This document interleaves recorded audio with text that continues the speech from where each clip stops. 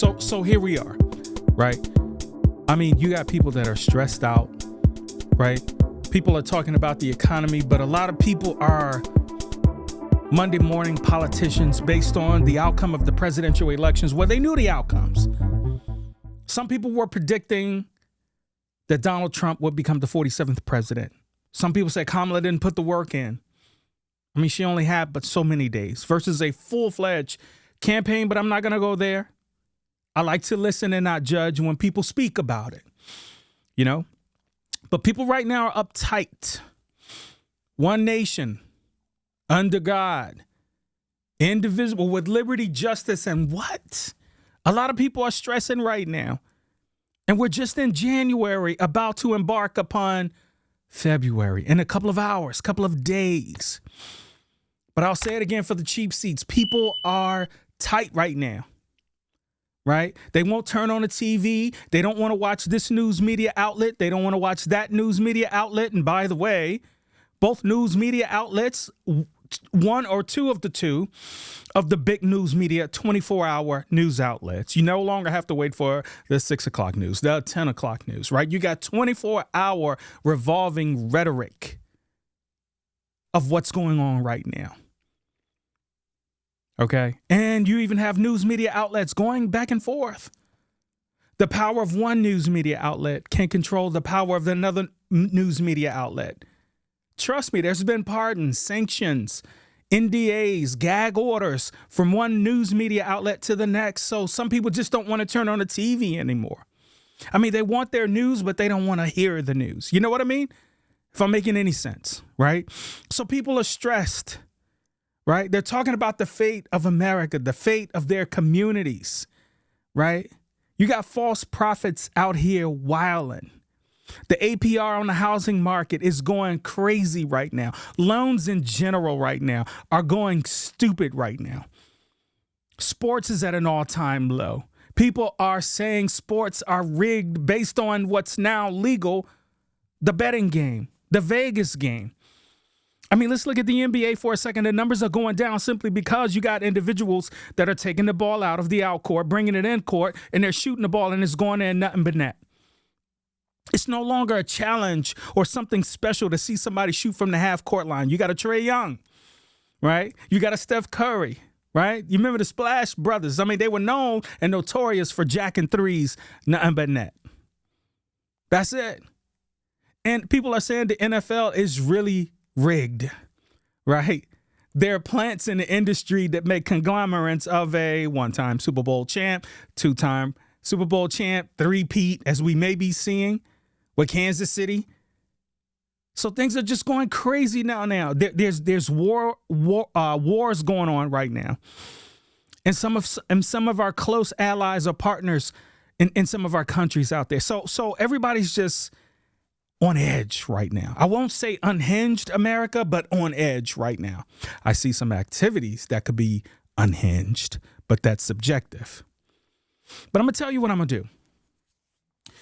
In the most non-traditional way, what I want, guys, is I want someone to give us a few words, right, as to how we handle our right now. So I asked if Prophet DC could give us a few words. Prophet, take it away, please. The presidency is no place for petty people. Thank you, DC. Now, in the most non-traditional fashion, as a follow-up, you know, sometimes prayer can heal. So if I can channel my innermost fugazi, I would ask for everyone to join me in this simple prayer from Reverend Lozo. Reverend Zo, give us a prayer, please. We pray that we would fulfill the true meaning of our creed, that we hold these truths to be self-evident, that all men are created equal. We pray that you use our president, that we will live in a nation where we will not be judged by the color of our skin, but by the content of our character. Heavenly Father, in the name of Jesus, we are so grateful today that you will use our 47th president so we would sing with new meaning, my country, 'tis of thee. Sweet land of liberty, of thee I sing. Land where my fathers died, land of the pilgrim's pride, from every mountainside. Let freedom ring, and because America is called to be a great nation, we believe that you will make this come true. So let freedom ring. From the prodigious hilltops of New Hampshire, let freedom ring. From the mighty mountains of New York, let freedom ring. From the heightening Alleghenies of Pennsylvania, let freedom ring. From the snow-capped Rockies of Colorado, let freedom ring. From the curvaceous hilltops of California, but God, we're asking you not only that, let freedom ring from Stone Mountain, Georgia. Let freedom ring from Lookout Mountain of Tennessee. Let freedom ring from every hill and every molehill in Mississippi, from every state, every city, every village, and every hamlet.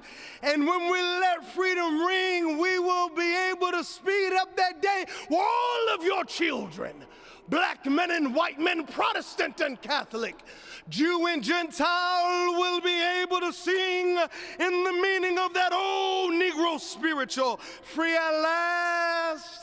Free at last. Thank you, God Almighty. We are free at last. If you believe where the Spirit of the Lord is, there is liberty. Come on, put your hands together and give your great God great glory.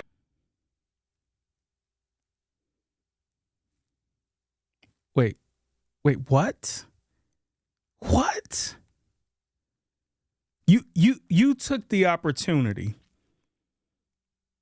to give a performative prayer. I can't even call it a prayer.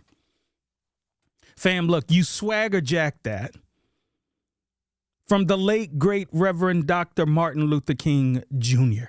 It was performative. You looked a mess.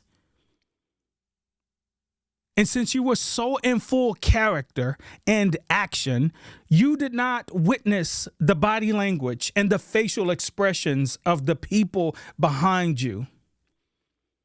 The very same president that you allegedly prayed for never rendered or postured in any form or fashion of prayer. He looked at you as if you were putting on a show. His body language didn't lie. You looked a mess. That wasn't hot sauce. You wasn't doing nothing to commemorate. You didn't even give credit. At least in college writing, they tell you to cite your source. At least in legal resource, in legal research, they ask you to cite your source. Pardon me. Based on historical data, you did not do that. You were performative. And they saw you just like a lot of people are seeing our clergymen today as a joke. You capitalize on a moment that was rich in history for us, for a coin op, for your ability to get a coin op. And let me just remind the people, Reverend Zoe, you were the same cat that had the Trump riders, the MAGA universe, to come to a black church.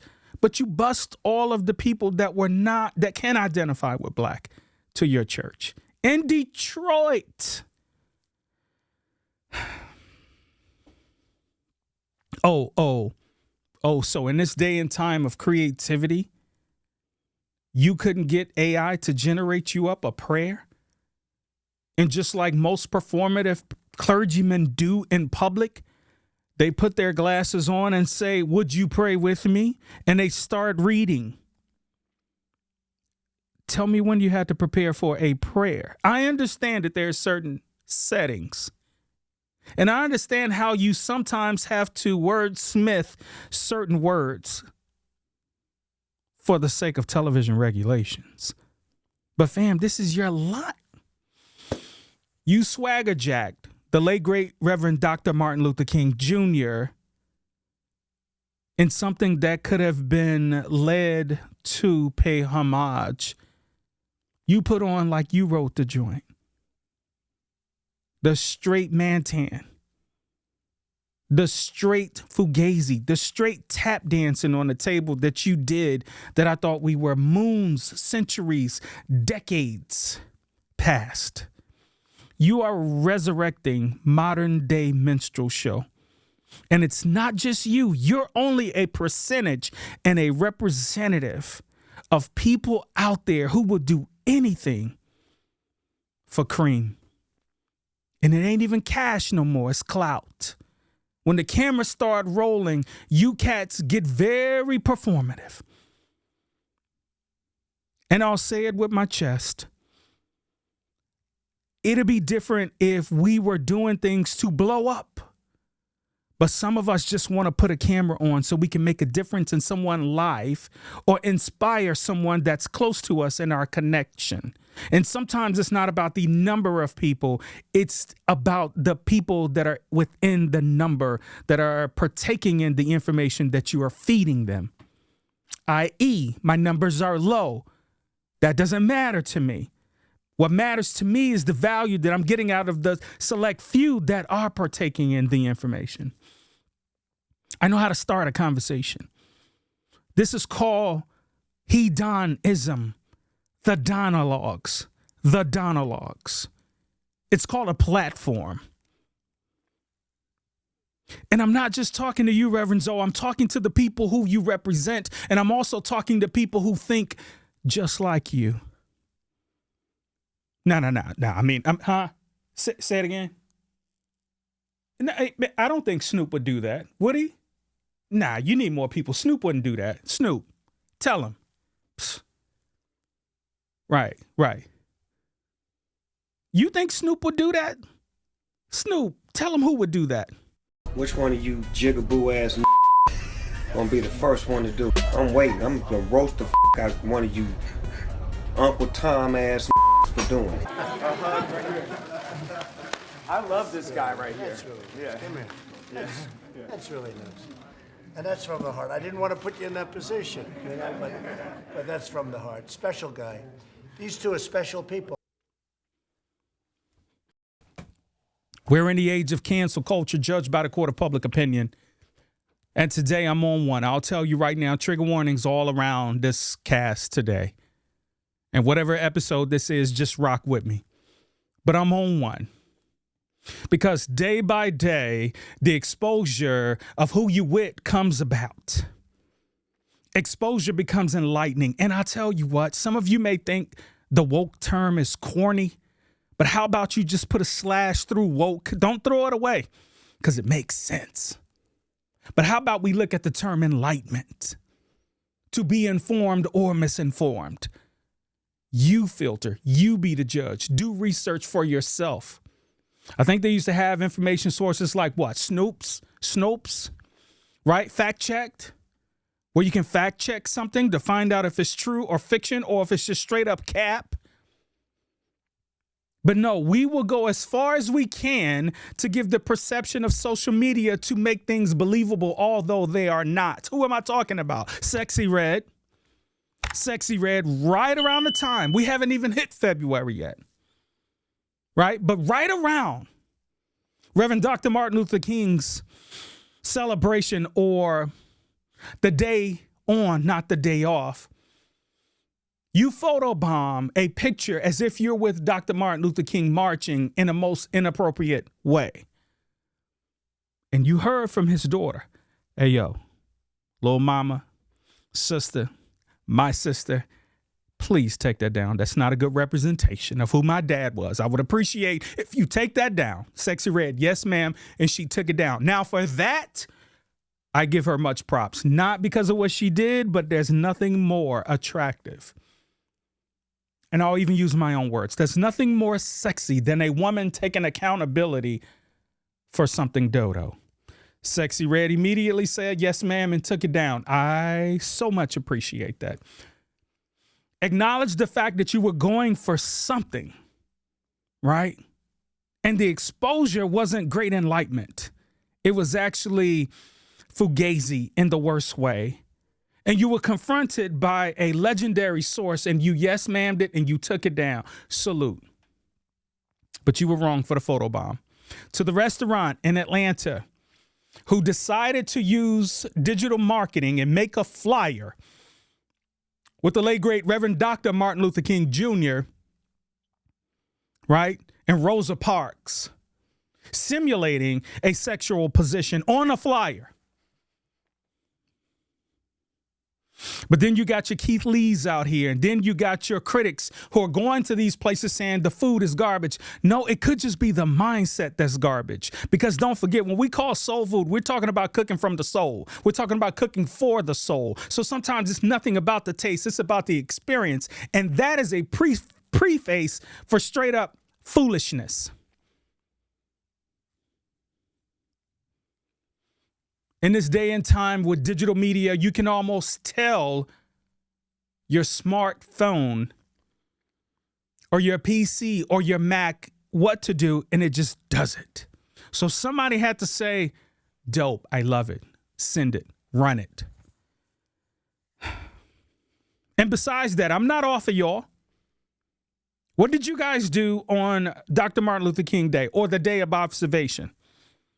Oh, it was quiet. Oh, it was quiet. I know where I was. Not too much on me, but I know where I was. I know what my contribution was to my community. This city, a landmark, the birthplace of Reverend Dr. Martin Luther King Jr. I know what I did. I could tell you who I was around. Not too much on me or the shine of the day, but I can extremely and with the utmost respect say I did my part. How about you guys? Oh, I had some conversations with some people. I had some conversations. And I asked a couple of people, as you know, it's supposed to be a day on, not a day off. Did you go to work? Oh, you didn't, huh? So did you watch the inauguration? Nah. I couldn't do that, fam. I mean, I couldn't find myself to even give TV the ratings and credits. Well, how did you see some of the rhetoric that you heard about? Yeah, I saw it on TikTok. I saw it on the gram. And you know the old folks. I saw it on the Book of Face. Somebody shot me a link in the group chat and said, look at this. Look at this. Come look at this. And guess what you did? You looked at it. Guess what? You just gave that click more bait to go into someone's algorithm. So now when they go on a source where there's a high volume of something, you just created an algorithm. You just allowed that thread to think for how you think and how maybe others would think, or even collaborators or friends of yours may recommend a thought that came from you. But you didn't watch the news media source. Do you realize the infiltration outside of TV is social media?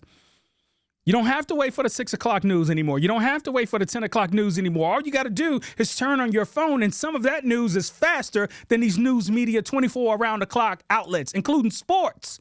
24-hour ESPN, Fox Sports 1, Bally, all of these other networks. There's so many now, I can't even keep up. But I asked people, did you watch the inauguration? Can't find myself to watch it. As I told you guys in my last pod, I did for the sake of pomp and circumstance. I'm a veteran. Some things resonate with me, and I just love the pomp and circumstance of some of the rituals of our country. Not theirs, our country. Not his, our country. So I asked him, did you watch the inauguration? Yes, I'm sounding like a broken record because I want you to get it. Nah, I couldn't watch it. So my reply was, what did you do? Well, you know, hey, fam, I got caught up on some binge watching. I've been looking for a sleep-in day. So guess what? I capitalized on that, man. I mean, I felt good, man. I'm kind of glad that day came around. Or I was watching a national championship. Look, I'm going to say it like this, right?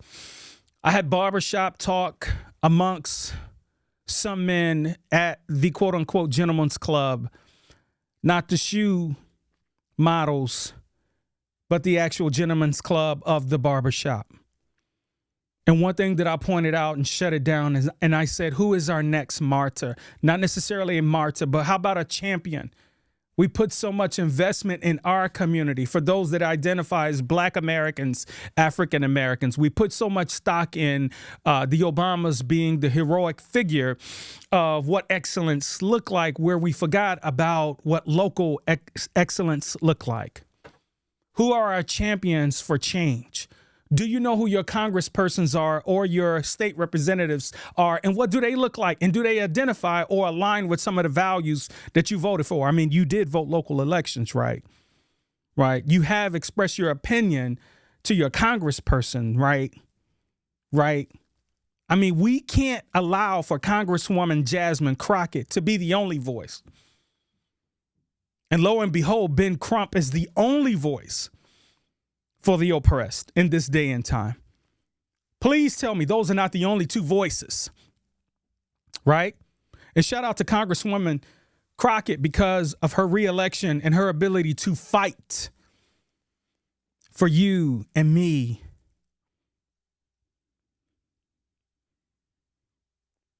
But who can we champion for change when it comes to equality? You tell me. In the same vein of that, we're at the cusp of February. What does that mean to you? And to any allies out there of the Black community, the African American community. And again, this podcast is not strictly for Black people. It's for everybody. I'm just being honest with you. But I'll say this again, as cameras are rolling, I get the opportunity to use a platform for a voice where I don't have to be disrespectful. I don't have to talk out the side of my neck. I can do what I good and daggum well please, as long as it's in my right. And I'm doing something of just or good cause for our society, right? Some of you may know it as in-house cleaning, right? I'm trying to help somebody. What are you doing? Right? Are you just using a group chat? Or are you physically putting your voice in the atmosphere, in the environment to help someone or inform someone and not mislead them? And I'm not just talking about one race, one culture. I'm talking about everybody. But for those that can identify of what I'm talking about, you're going to be all right. You're going to be all right. Because I've talked to too many people. I've done too many temperature checks, and I'm challenging anybody that can hear me, whether this number is big or small. Reach out and ask somebody, are they all right? Reach out and ask somebody, are you okay? Do a wellness check, and don't be goofy with it. Be for real. Be sincere. Some of y'all don't give a rat's ass about nobody but your damn self. Reach out and ask somebody, are you okay? Can I take you for a cup of coffee? Right? What can the two of us do with bull jive that we spend on a daily basis and put our money together, whether it's 10 from you, 10 from me, $20 collectively to go give to a homeless person or somebody who's in need?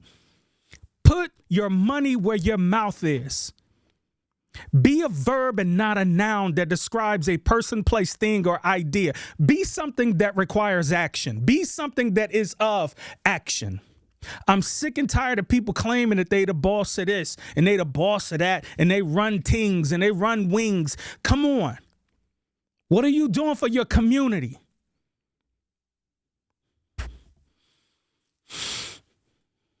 In that same breath, it's really about our ancestors. And here's my question of poll. In this form and state of a Donologue, if you will. Rock with me. I just said we're about to embark upon February. February being Black History Month, right? What does that look like for you? What does it look like for you? The theme is African Americans and labor, right? So you're thinking, how does that apply? Well, here's some key points about the 2025 theme for Black History Month. It focuses in on labor in various labor sectors. Okay. The theme allows for exploration, of historical events like the Great Migration and the Civil Rights Movement, which heavily involved labor issues. Some of you need to get past, or not delete, not erase, but get past the Reverend Dr. Martin Luther King's speech and understand what that speech was about, right? What was the itinerary? What led up to that event, right? What happened afterwards? Right? How did they organize in that day and time with no reason? We got smart devices that we are using for foolishness versus them having yellow pages, phone books, organized car rides, the original Uber, the original Lyfts for the oppressed.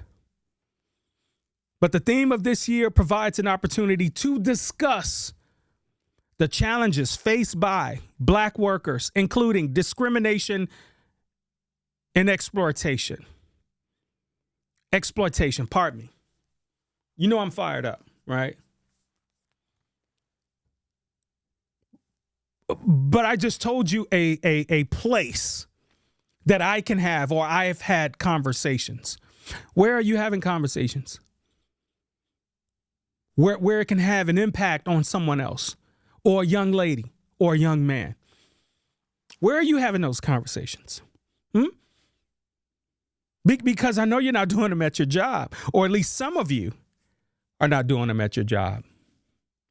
See, a lot of people are reactionary, right?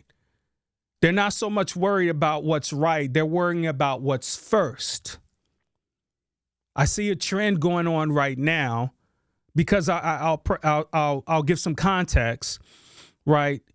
Listening to the radio is almost a dead thing for me. I have some fan favorites that I listen to the airways for, but it's short-lived and few and far between. But I'm all about talk radio. I'm all about critical thinking. I'll take a little mess here and there, but I can't be too infatuated with it, right? I'm not addicted to it, but I'll just say this every now and again. Sometimes you just want a little tea.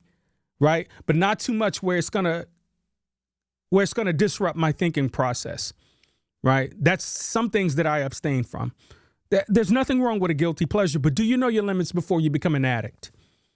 Does that dopamine cause you to swipe up, find a story, find the next story? What appeals to you? Oh, look at that. You get stuck. Oh, look at that. You go on. The next thing you know, here comes an ad, and you start thinking, hey, how can I make money, or how can I spend money? Are you just infatuated with the dopamine? Right? Or do you know your limits, your min and your max to some things that you do? Right? So where are you having those conversations? Because I've made calls to several people. I mean, I'm on the phone. And if you live in Atlanta and you drive in Atlanta, you know everything's an hour plus. So what are you doing in that critical time? Right? I made a few phone calls this week. And I checked on a few cats and I said, hey, are you good? No. Be honest with me. Are you good? Right? Because I know people that are change agents, right, in Fortune 500 companies. And again, I wanted to just check the temperature and see if they were all right. Is this a knee-jerk reaction? Are you polishing up the curriculum vitae? Or are you sitting still? You holding out? How you doing? Shout out to Wendy Williams. Get better, sis. How you doing? Right? But according to the executive order from the White House, DEI, diversion, equity, and inclusion. As I like to put it, inclusion, diversity, and equity. I like that order better. But the DEI staff, are being placed on leave. And this is the government level. Folks, listen, right? A lot of people are just being reactionary because of the term DEI. And I forgot my book. But it's Lift Every Voice, right? This book is from I'll put it up here, right? This book is during COVID regarding the George Floyd horrific and tragic situation. And I know some of you out there, again, shock talk, shock radio. Well, he was a criminal. He was a no-gooder. What else you want to call him? He's dead. But some companies implemented an IDE program or DEI program. A lot of them struggled with calling it DIE because that spells die. But the DIE is dead. Now, the executive order started for the government level. It was on the executive government level. But some companies wanted to align with old Don Teasy, Mr. 47. A lot of people wanted to align with him. So they said, here goes our budget cuts. And some companies, let's not get it twisted. Before this order, before he was even elected or even a candidate, some people were slicing the program. And for those of you that followed me in previous pods, you know, I always throw in a jab about how is your diversity, inclusion, and equity, or how's your diversity, equity, and inclusion going at your company? Does it exist? Do you have a point of contact? Is there someone to reference this, that, or the third? Is there someone explaining the things that you had that were so hot and heavy? Good topics of discussion. You had days of understanding where your CEO got in the trenches with the call center, where your CEO got in the trenches with the engineers, where your CEO made everyone feel like they had a seat at the table. But now it's not even a table, it's a Zoom. And you got to have a 1,000 byte character password to get in. And it has special characters. It's encrypted and it's only for certain people. And please do not forward. What am I saying? It's an exclusive club now to have a seat at the table. Keep in mind that the DEI program, some people went instant triggered thinking that it was talking about race relations. Your DEI programs talked about things like the Crown Act, right? Your DEI programs talked about convicted felons possibly working in the workplace. Your DEI programs talked about veterans. Your DEI programs talked about 65 plus and not having discrimination based on ageism. Your DEI programs talked about you being a mother with child or carrying a child, going for an interview, being discriminated against because you have a baby bump, for lack of a better word. Pardon me if I offended anyone in that. I want to be correct on that. Right? Or your DEI program explained where you could possibly have certain amount of parking and ADA entryways for those with disabilities, seen and unseen. Your ADA accessibilities, seen and unseen. Are your desk equipped for someone who's paraplegic? But a lot of times we just think DEI, black people. No, here was the kickoff. The grand kickoff was, hey, we're all in COVID. We're all sitting down. This thing happened.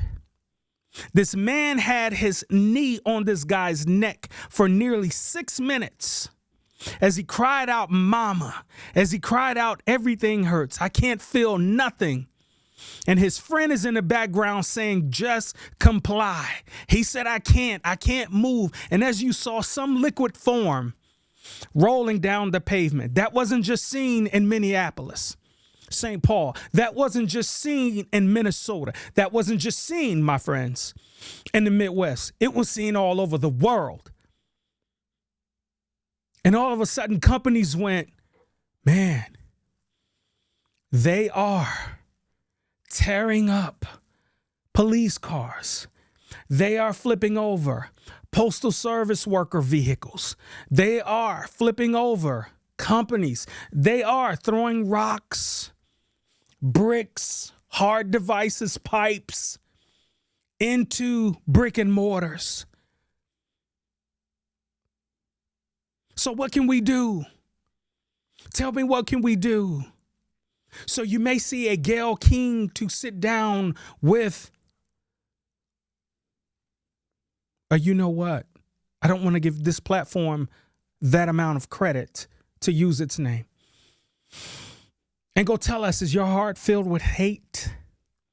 Why do you discriminate against certain people? Why do you feel that the officer at the time was well within his rights? Because his defense was, well, according to policy 1234, subsection 2, paragraph B, I was supposed to put my knee on his neck, for this time it's in policy. So as the police force is talking about rewriting procedure for apprehension, companies are now thinking maybe we need to rewrite procedure so we don't get this brick thrown in our business, or so we don't have a mass walkout. Because don't forget, y'all, 2020 was the year of the big quit. Cats was up out of there.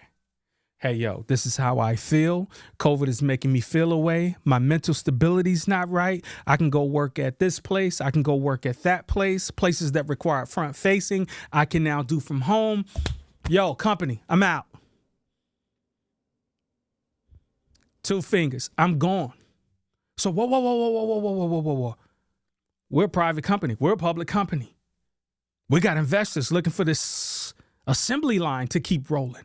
You can't walk out on this because we got a high percentage of people walking out. And who are in that percentage? Well, let's look at the HR book. Hey, HR, you got numbers? Numbers for what? Well, we need them numbers. Numbers for what?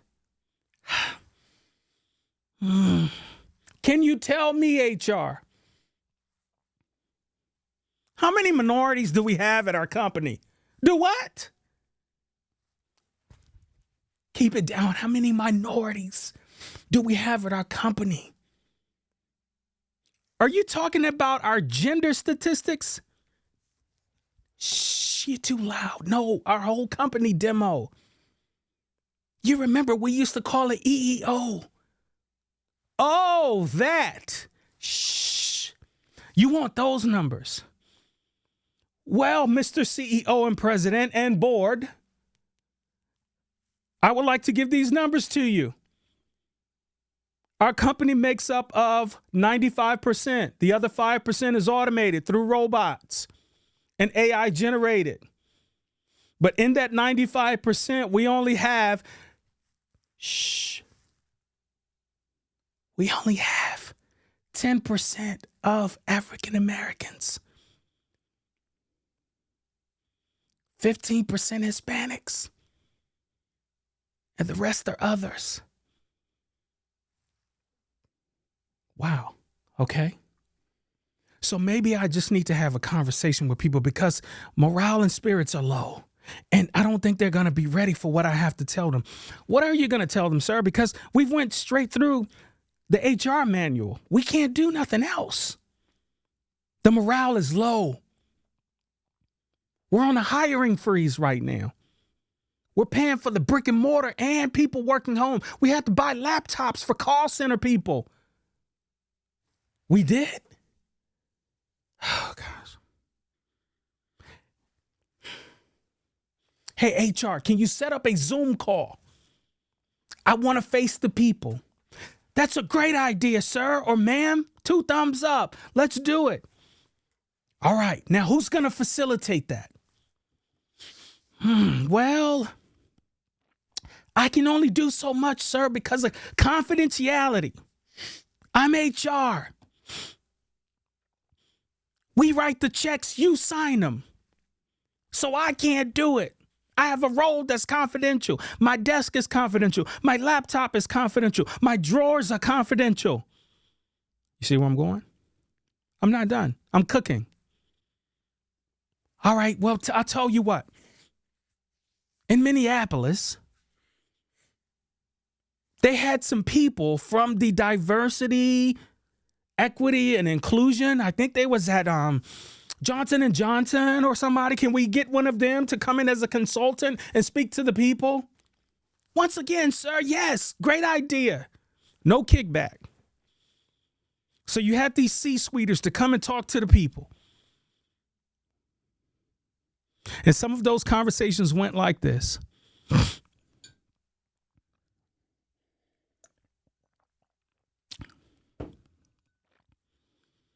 Hi, folks. My name is Shante, DeLawante, Shaquante, Johnson, and I am the Chief Executive Officer of the Acme Company, and I wanted to come in and express to you guys that our world is in a civil unrest right now. And it will behoove me, as I've sat down with your wonderful CEO, and we just wanted to take this time to make this a safe space for you guys to speak on anything you would like. Oh my goodness, nobody's saying anything. What should we do? And then you get that one person that doesn't identify as Black American or African American. You see that little hand go up on the Zoom call or MS Team or Skype. And it's someone that's non-Black or doesn't identify with African American. Hi, well, my name is Bill. And I have a Black daughter. And I just have to say it was disgusting what we saw. And I'm just here as an ally and full support. Oh, man, everybody comes off of mute. Inclusion. Then you get another person. Well, I'll be honest with you. My name is Douglas. I'm a PGA runner-up. I never made it to the majors. But I just wanted to say I stand in solidarity with you all. And what we witnessed was disgusting. I got a friend that's Black. The Zoom call is going crazy. I'm talking about DEI, y'all. But then you get Jerome, who works in the mailroom. Jerome has had it up to here. Hey, can y'all hear me? I don't typically use Zoom, but I've been working at this company for 18 years. I'm in the mailroom and I take pride in my mail. I ain't gonna hold y'all. People typically don't speak to me. But I want to tell you about my opportunities of not being an employee here, but as I drove here. I got a car and it's got dubs on it. And for those of you who don't know what dubs are, those are Twinkies. And for those of you who don't know what Twinkies are, them are 4G. And for those of you who don't know what 4Gs are, I got the bang bang on the whip whip. And people are taking notes. And he's talking about his experience in DWB. If you know, you know. So the CEO is listening. HR is listening. You got this consultant from the Acme Company who's here to facilitate this thing, and that's how it was. But all of a sudden, they say time heals all wounds. So time went on. And if I had to fast frame the seasonal conditions of a flower, it uproots. Then as it gets cold, it goes back down. So 2 cycles of that went along, and all of a sudden DEI was not a thing anymore. So people were going, there hasn't been any tragedies. Everybody hold tight. No Sandra Bland's, no Trayvon's. George Zimmerman, dumbass, pardon me. Trigger warning. So it's been cool. Everybody be quiet. But then here comes January 6th. I don't know why I threw that in there, but people start to see healing, if you will.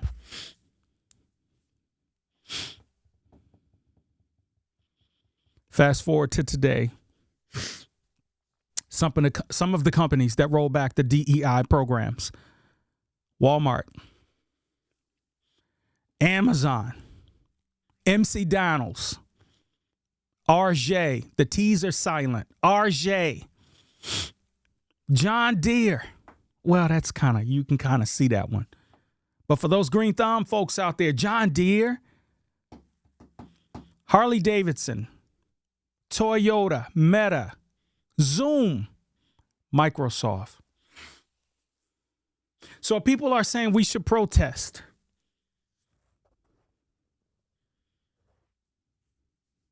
When was the last time within a decade protests were successful? A lot of black and brown people are some of the biggest consumers. They keep doors open. Your style is stolen, pardon me. Your style is stolen. Your swagger is jacked.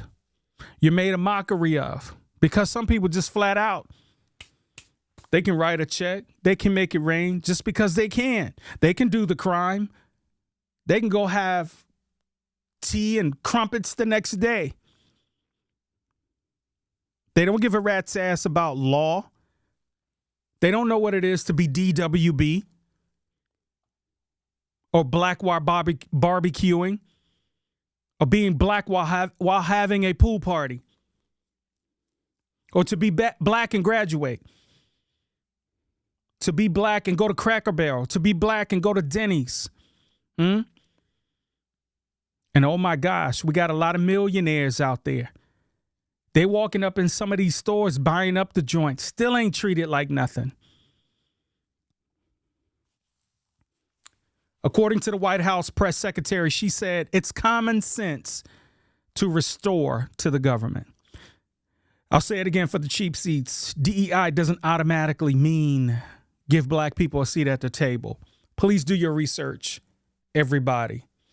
Whether you decide to boycott, that's not my encouragement. I'm not cheerleading or championing that move because I'll tell you what, we sometimes fast, but once we get off that fast, we do the most celebratory fashion to say, whew, I made it. So it almost makes the fast null and void. That's generalizing. I'm not just talking about a specific thing of religion, spirituality, or even detoxing from certain things. We can detox for 30 days and our blood counts and our blood cells and our numbers start to get better. But oh, that celebration is crazy. Give me a tomahawk steak. Well done.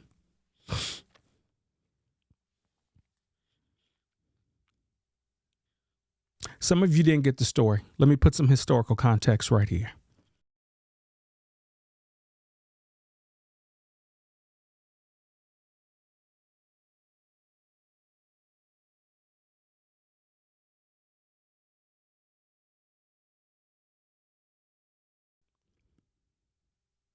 The world saw this. It was disgusting. I gave you a little synopsis and soliloquy about 2020 and working from home. Well, guess what? He got that pen out and signed another doctrine. I'm sorry, an executive order. Guess what for? You ready for this? Remote work. 2020 gave us something we never saw before. It gave us some good results. The data didn't lie. The data told us a narrative. It gave us a story. But we were advised during 2020 to do one of the following, or all: get vaccinated, stay at home, or take a shot of Clorox bleach. But it also displayed the success of some businesses that you could have a brick and mortar, but it was unnecessary. Working from home was not a myth. The schooling and life partner situation was off the chain. It was good for some, and it was bad for others. Some people learned how to cope. Some people learned how to deal with mild levels of depression and come through it. Some people were their most authentic self because they had no beauty products. They couldn't go to beauty parlors. They couldn't go to barber shops. They couldn't go get their shave. They couldn't go shake hands with their parents, their loved ones, their elders. Some people didn't have a chance to say goodbye to some of their loved ones, friends, or family members. Some said quarantine was lit. Social media spiked, binge watching spiked, the work from home productivity sustained. But there is an executive order now, and it's starting on a government level saying, hey, yo, and I quote, head of all departments and agencies in the executive branch of government shall, as soon as practicable, take all necessary steps to terminate remote work. Arrangements and they require employees to return to work in person at their respective duty stations on a full-time basis. Provided that the department of the agency heads shall make exemptions and deem them necessary. Although the hook is executive branch, just like an order was signed to do away with DEI on the government level, some private sector said, hey, yo, we're jumping in here. We got government contracts with folks. We on board too. See, if you see the rich is getting richer and there's policies now to protect the rich, right? It's starting to become no more race relations. It's starting to become more now rich versus poor. Rich versus poor. But just as they did a DEI chop and it became on a government level, I guarantee you're going to see more. Buckle up.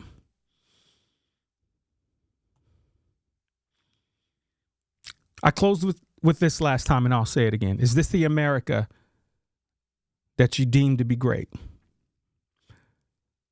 Folks, when you voted, did this align with some of the policies that you see in place? Boycotting. When was the last time it was effective? And what was the outcomes? I say this all the time, but some people look at me like I'm an alien from outer space. Let me be specific, not Pacific, folks. Localizing is a thing, right? It's now time, right now. It's now time to understand your local civics, right? It's time for you now to step up and do your civic duties locally, right? I got cotton mouth, guys. I'm getting stuck a lot. Rock with me. Don't kill me in the comments. But attend your local county meetings. So I had the opportunity because I got an invite. When you're a super voter, you start to get invites for everything. Would you come and be a part of this panel? Would you come and do this? We're having a zone hearing on this date. Would you attend, please? Spread the word, blah, blah, blah. So I went to a community meeting in my county recently. The numbers were terrible to the point where you start to learn some of the officials just by attending. Mr. Atkinson, would you like to join this panel? I'm here to observe. I'm doing my civic duty. And you hear all these formalities and there's only like 3 or 4 people sitting there. Neighborhood Watch, do you know how they get funded? By a quorum. If you have a certain amount of people, tax-paying residents in a certain zip code, you get more police patrols based on a quorum. But if there's only 3 or 4 people showing up and in your community, I'm talking total community, maybe your small city, if you will. If there's only less than 3,000 houses and you're supposed to have a certain quota, a quorum, to get funding approved, then guess what? Based on the numbers of these meetings, all in favor of canceling this funding for police patrolling. All opposed, say nay. And they're just hitting the gavel and they're just taking money off the table. All in favor for sidewalks to be implemented. All in favor for a dog park. All in favor for a statue of this mofo. All in favor of Starbucks coming. We need your vote. Community, place your votes in the ballot. Guys, get involved. Right? Do we want to adopt this highway? Do we want to turn this street into to honor so-and-so? Right? Get involved. And then you don't have to wait for the knee-jerk reaction and all this rigmarole about the pomp and circumstances of the presidential elections. You're already involved. You are putting people in office. Those are your tax-paying dollars. You sitting on house money, but you ain't doing nothing with it. Y'all sitting at home, Monday morning politicking, swearing up and down. Y'all know, hey, it doesn't make me the subject matter expert on the matter. All I'm saying is get involved. I've lived in more than one city. I've lived in more than one state. I've resided in more than one country. So I can't just say, hey, this applies to this region or this coast, right? Get involved.